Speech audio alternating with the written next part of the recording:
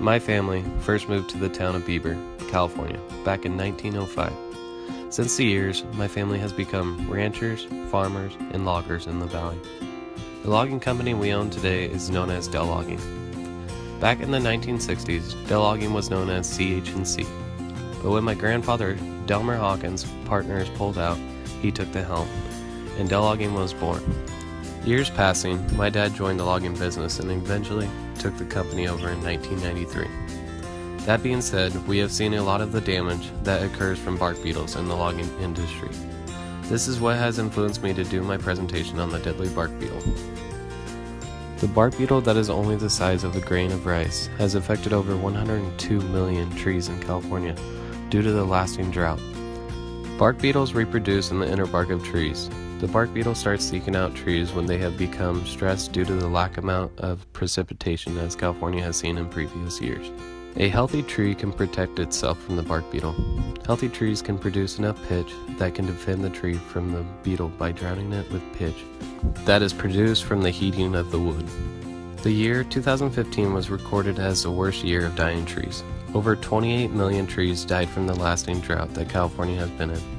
More trees have died from the bark beetles in California than by forest fires in previous years. Action can be done to reduce the destruction from the bark beetle, as such as thinning the forest to reduce the amount of competition for water between trees. Thinning the forest could first save the trees from becoming susceptible to the beetle. Trees have to compete for water and nutrients just like any other plant. If trees were further apart from each other, it would lower the competition for water and nutrients from each tree's roots. Less competition will strengthen the trees and decrease the chance of bark beetles attacking susceptible trees in the forest. Thinning could also decrease a huge amount of acres burned from forest fires, as fires would not burn as fast and as hot.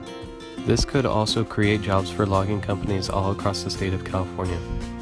This could also provide more jobs at mills as there is a need for more lumber. If there is more action to thin the forest to lower the amount of trees to be susceptible to the very deadly bark beetle, it could provide support to the local economy. In conclusion, the bark beetle is destroying the forest in California, killing more than 102 million trees. Trees are becoming stressed due to the drought that California has been in. Stressed trees become susceptible to being attacked by bark beetles, killing the tree.